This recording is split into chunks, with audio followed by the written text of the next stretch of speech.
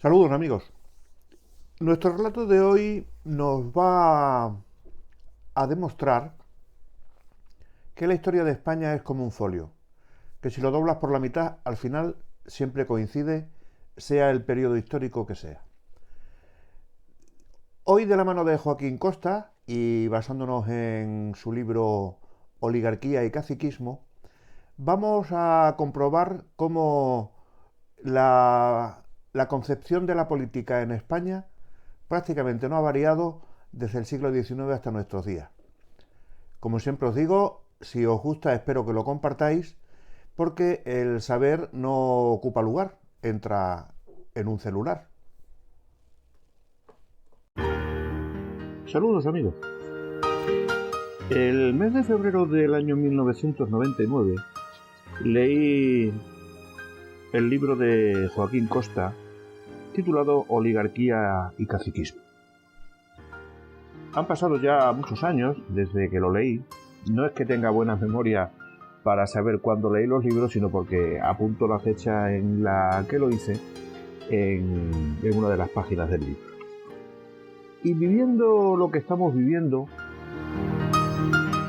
me ha venido la idea de retomar la lectura de aquel libro en sus aspectos más interesantes, que salvando leves diferencias temporales y por tanto contextualizando las situaciones, se parece mucho a lo que en estos momentos estamos viviendo en España. Estamos viviendo en España, pues yo diría que lo que llevamos viviendo, pues no sé cuánto tiempo, pues desde el siglo XIX por lo menos, que las cosas han cambiado muy poquito. El español sigue siendo lo que es, para bien y para mal, y es incapaz de evolucionar en cuanto a el contexto político en el que se mueve su vida, por muchos siglos que pasen. Voy a leeros unos párrafos de este libro de Joaquín Costa y podréis comprobar que no hemos cambiado casi nada. Podemos tener coches más rápidos, incluso teléfonos móviles que nos llevan al mundo entero, en fin, todas esas cosas, todas esas fruslerías de las que hemos hecho nuestra bandera. Pero nuestra idiosincrasia, nuestra manera de entender la convivencia, tanto social como política, pues vamos a ver, lo podemos ver, yo al menos estoy convencido de ello, que no ha cambiado gran cosa desde que se escribió aquel libro en el siglo XIX. Vamos a retomar, por lo tanto, aquella lectura del año 99, parece mentira, pero ya han pasado 22 años, y luego vosotros juzgaréis si mi visión es una visión acertada o es una visión errónea. En fin, vamos a ello. En 1898, tras una breve guerra con los Estados Unidos, España perdió Cuba, Puerto Rico y Filipinas, como todos sabemos. En contraste con su formidable pasado imperial, iba a ser en adelante una nación modesta, sin apenas influencia en la vida internacional. El desastre del 98 provocó una profunda crisis de la conciencia nacional, al menos en el ámbito intelectual, anticipada en los años anteriores por Unamuno y Ganivet. Fue una intensa reflexión sobre la esencia de España, que tuvo como manifestaciones el pesimismo de los hombres de la llamada generación del 98 y la preocupación crítica, más cultural y aún política, de la generación del 14, la generación de Ortega y Aznar. Cristalizaba así, al hilo de una producción literaria y ensayística de calidad excepcional, la idea de España como preocupación, de España como problema. Una forma de meditación esencialista sobre la realidad española que iba además a impregnar decisivamente la vida intelectual de nuestro país y también en parte de la vida política a lo largo del siglo XX. Es eso lo que hace precisamente que más de 100 años después el legado de la llamada generación del 98 siga radicalmente vigente. Uno de los hombres que conformaron aquel grupo a la que se le dio el nombre de generación del 98 fue Joaquín Costa. Joaquín Costa fue político, jurista, historiador, sociólogo y filósofo. Había nacido en Monzón, en la provincia de Huesca, en el año 1846, en el seno de una respetada familia de labradores. Prueba de ello es su propia definición de un labriego aragonés forrado e intelectual. Su educación fue especialmente difícil y habitualmente interrumpida por su extrema pobreza.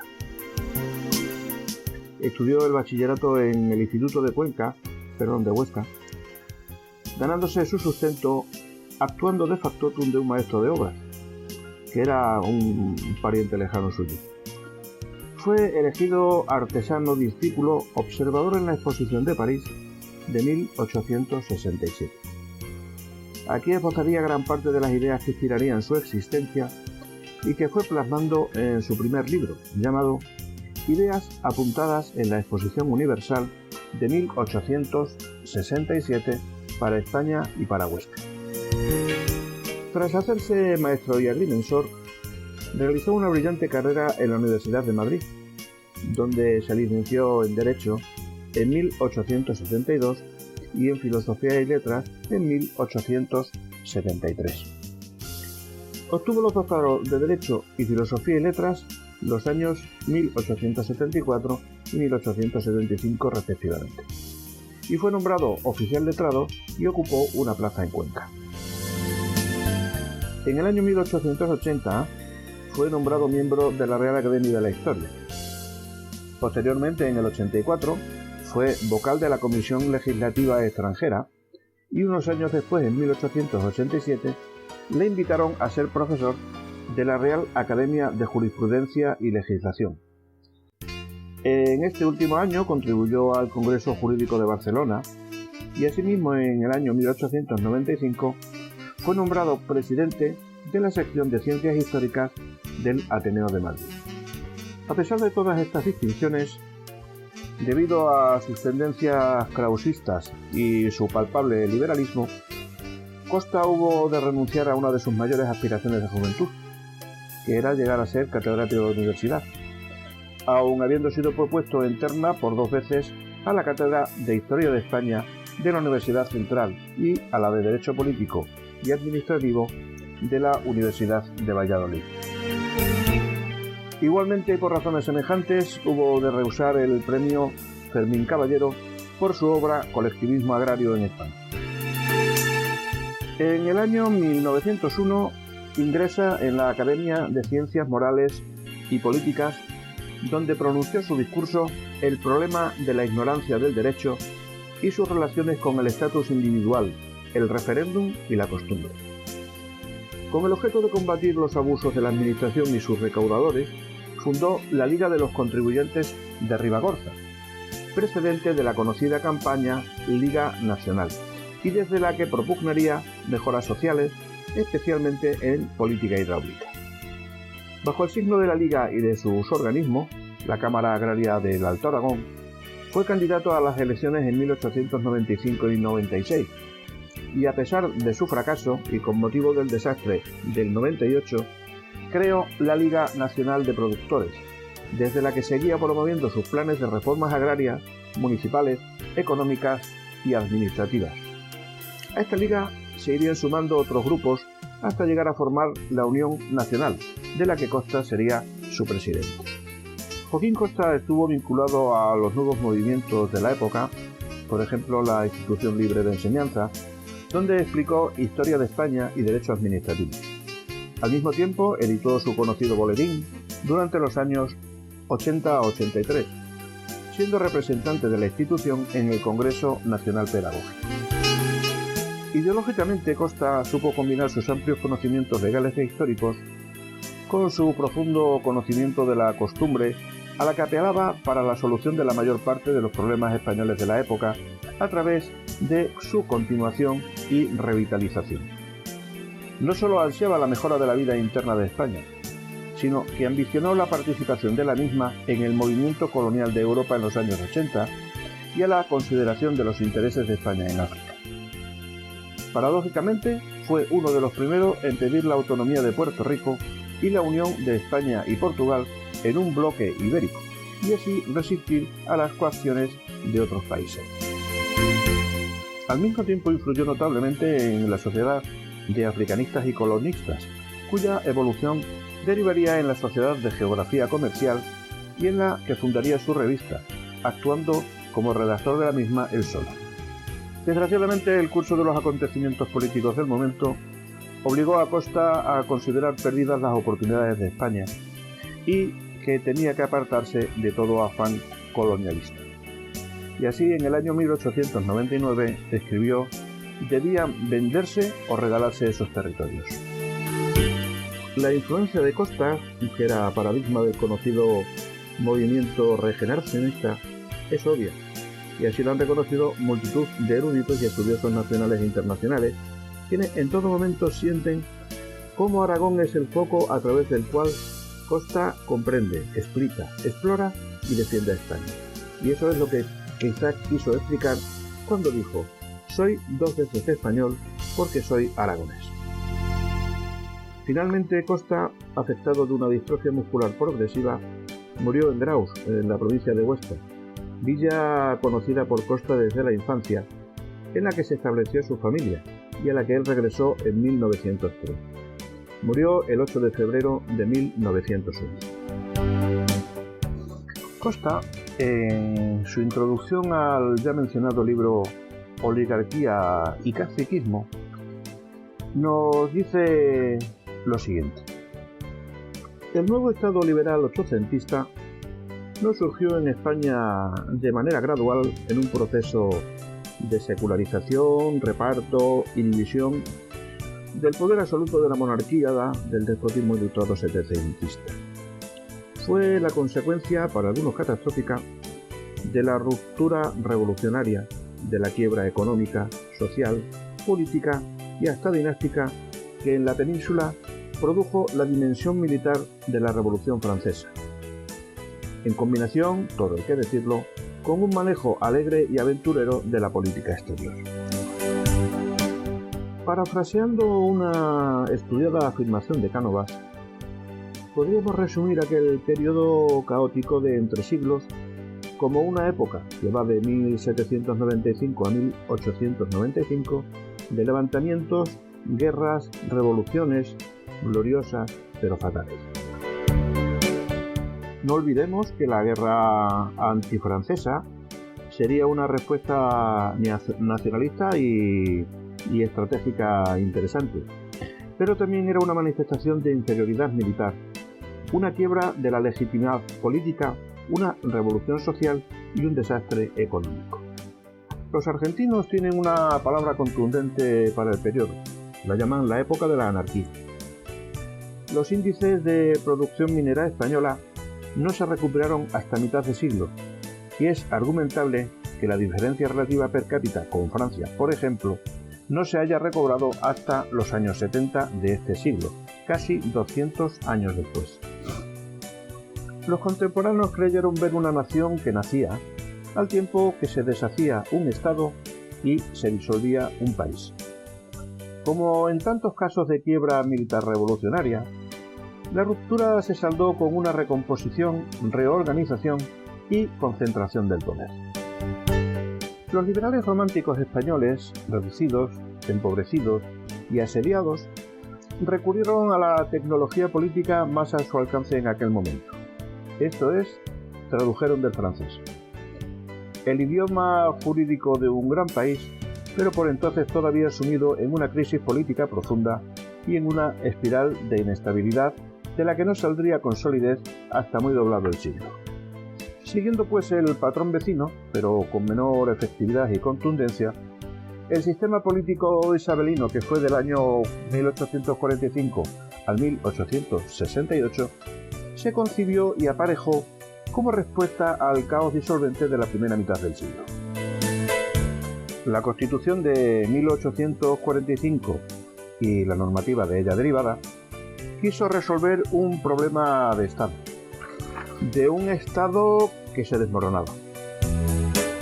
Buscó racionalizar los mecanismos de poder, concentrándolo y centralizándolo por medio de una maquinaria administrativa de geometría piramidal, extensión capilar y mecánica jerarquizada. El resultado fue un clásico régimen liberal, parlamentario, pero con una relación de poderes mal repartida y fuertemente desequilibrada en dependencia del poder ejecutivo. El hecho fue que se sucedieron gobiernos cuya práctica confundía la sociedad con el Estado, la administración con el ejecutivo, este con el gobierno, el ministerio con el partido político, el cual a su vez se identificaba con una red de intereses personales que accedían al poder instrumentando una facción militar.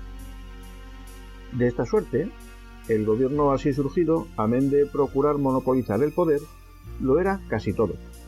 Todo lo que se podía ser en un mundo social fragmentado, ruralizado y mal comunicado, de un país modesto, con presupuestos muy limitados y administración reducida.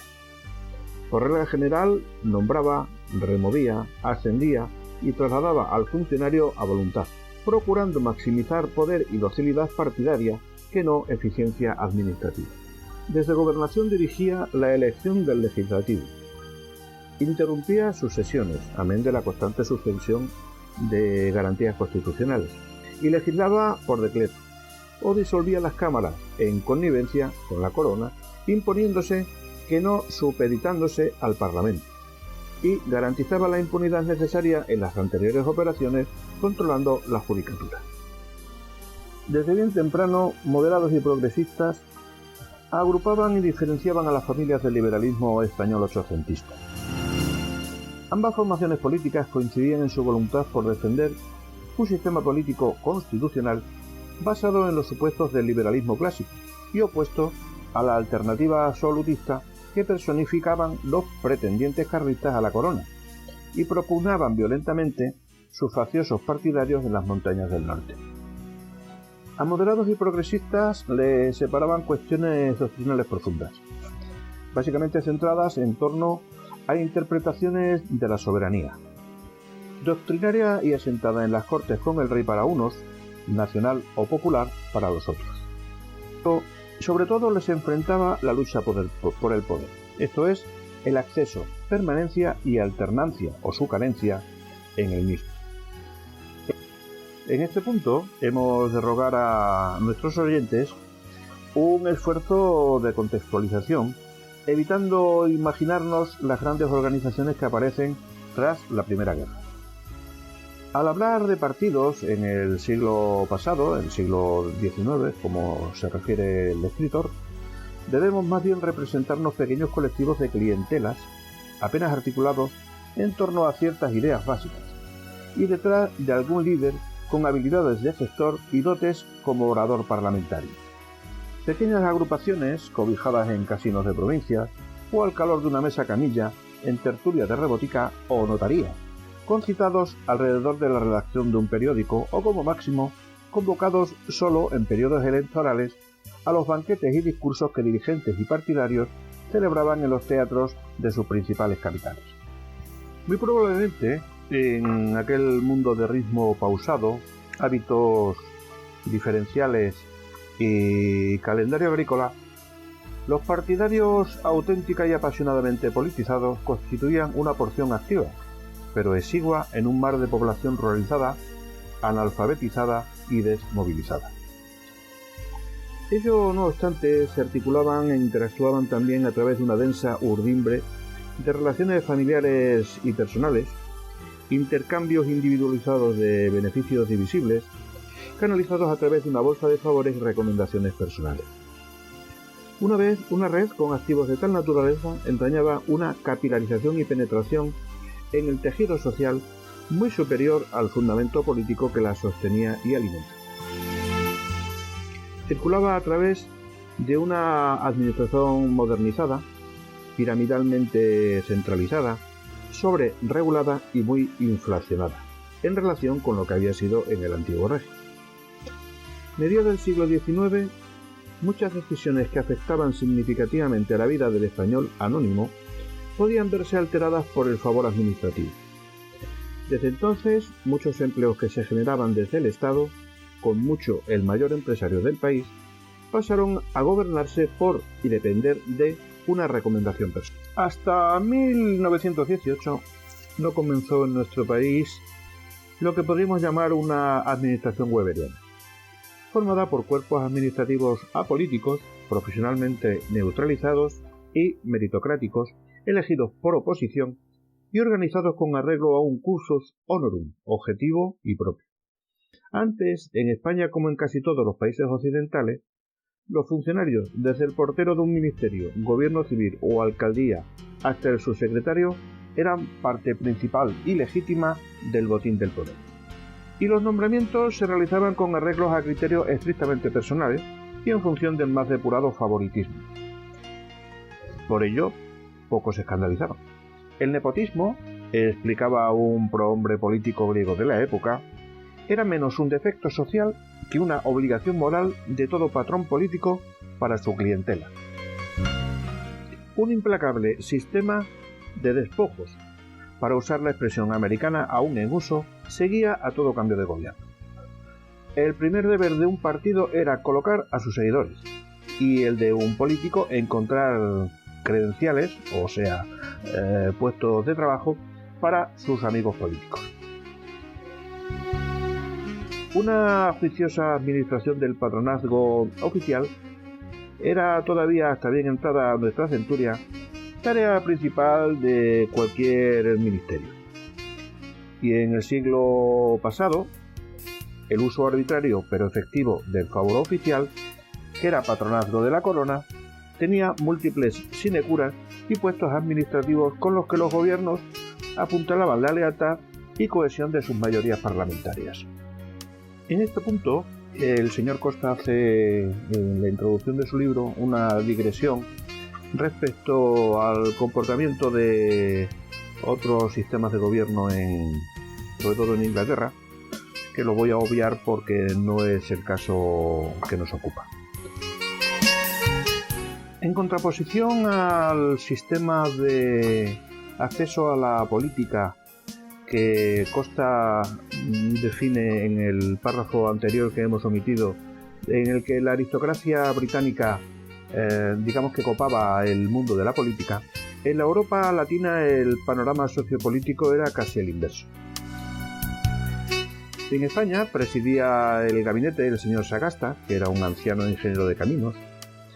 El ministro de ultramar era un profesor y literato, el de Estado un abogado y el de la guerra un militar profesional. Ninguno de ellos, evidentemente, tenía título ni lo ambicionaba.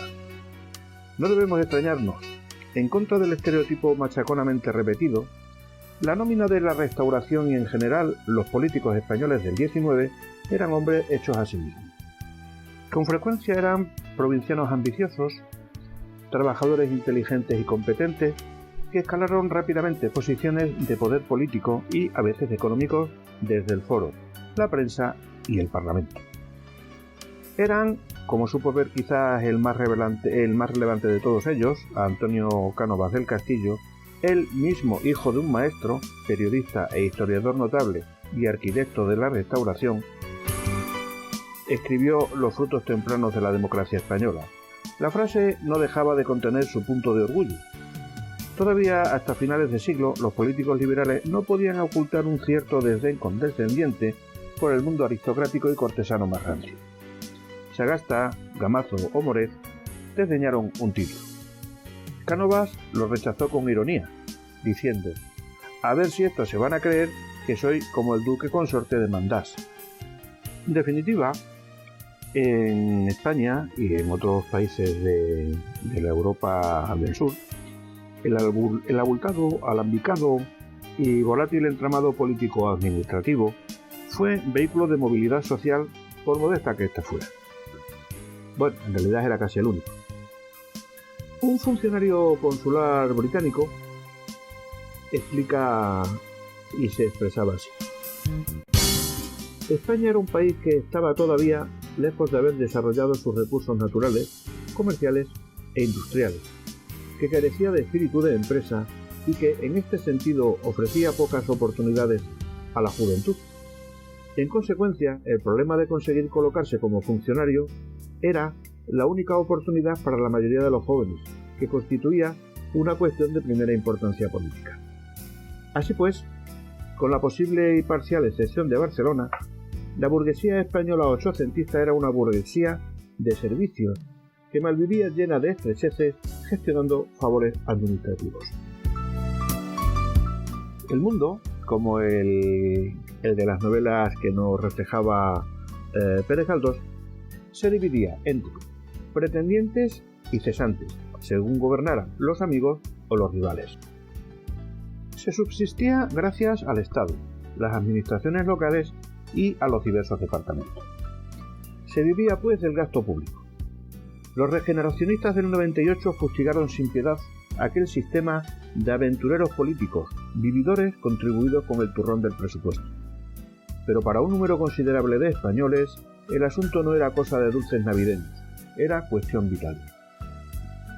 De esta suerte, a las sustanciales diferencias ideológicas que se dividían a moderados y progresistas en cuanto a la forma de organizar la convivencia política, se añadía una cuestión básica de intendencia. Así pues, la alternancia en el poder era más que un objetivo político, asunto de supervivencia partidaria y hasta individual. Y el problema estaba precisamente en que durante medio siglo, entre los años 1834 y 1874, no hubo acuerdo en cuanto al mecanismo de cambio. Hasta la Restauración no se encontró un sistema que fuera aceptado como legítimo por las principales familias políticas españolas. Es claro que un sistema sin reglas comporta un grado significativo de mayor incertidumbre y violencia.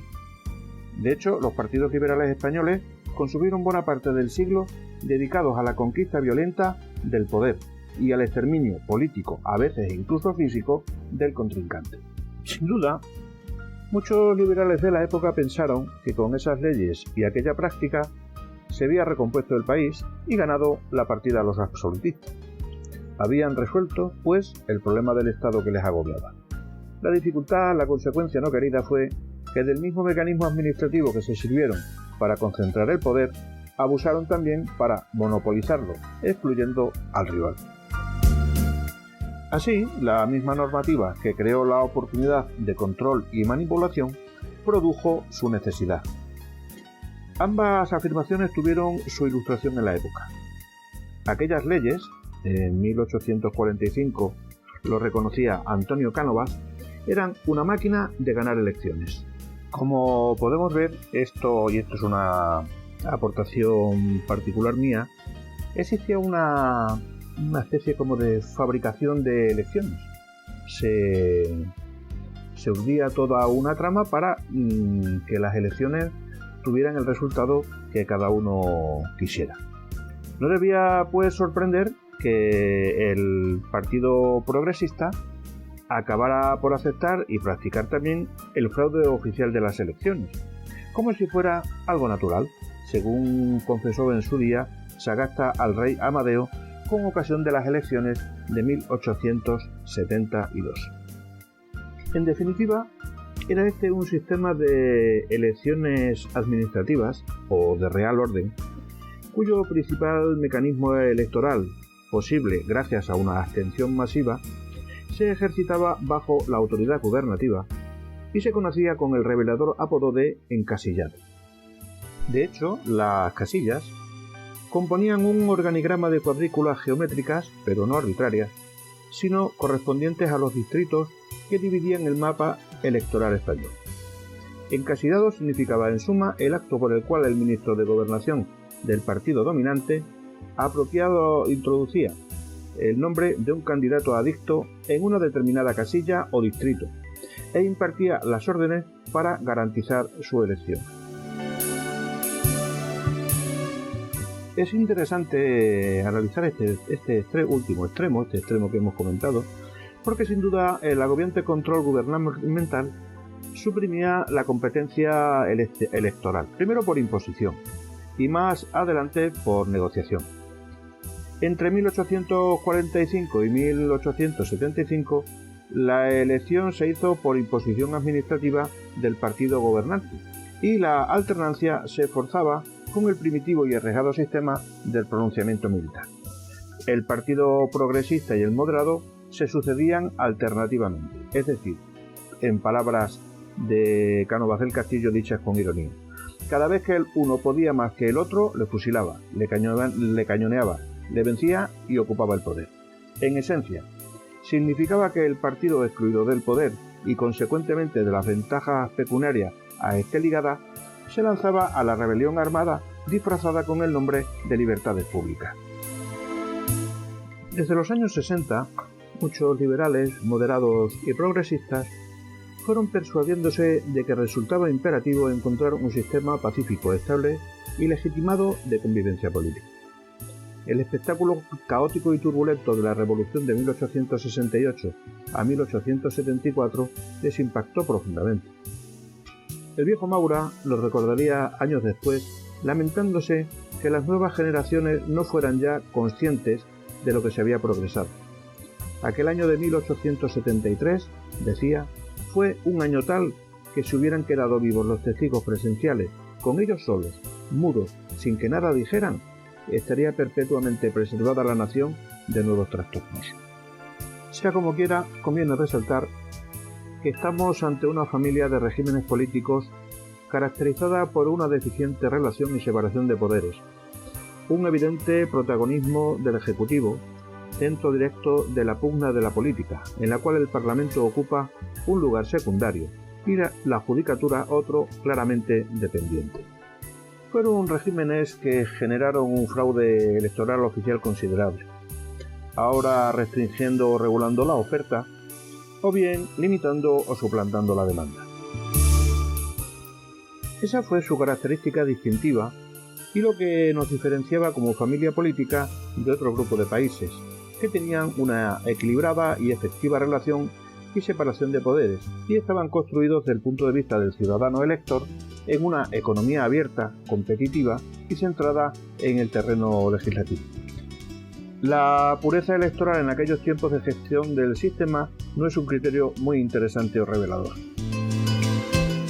Este es el momento en el que, tras lanzar las principales características de aquella vida política en España del siglo XIX y comienzos del XX, le llega el momento al oyente de sacar sus propias conclusiones y sobreponer aquel mapa sociopolítico español con el mapa sociopolítico de hoy, transcurrido pues aproximadamente casi 2 siglos desde aquella época.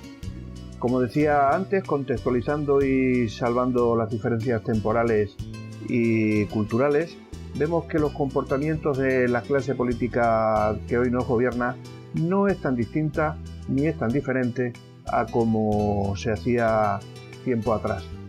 El clientelismo, la falta de visión en la búsqueda de los mejores gobernantes, pues es una consecuencia que en este momento estamos padeciendo todos los españoles, en mi modesta opinión.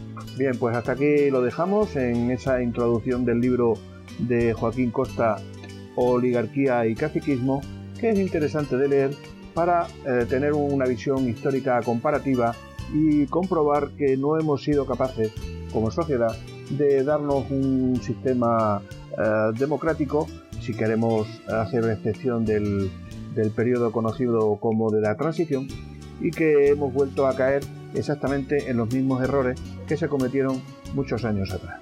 Un saludo y hasta nuestro próximo audio.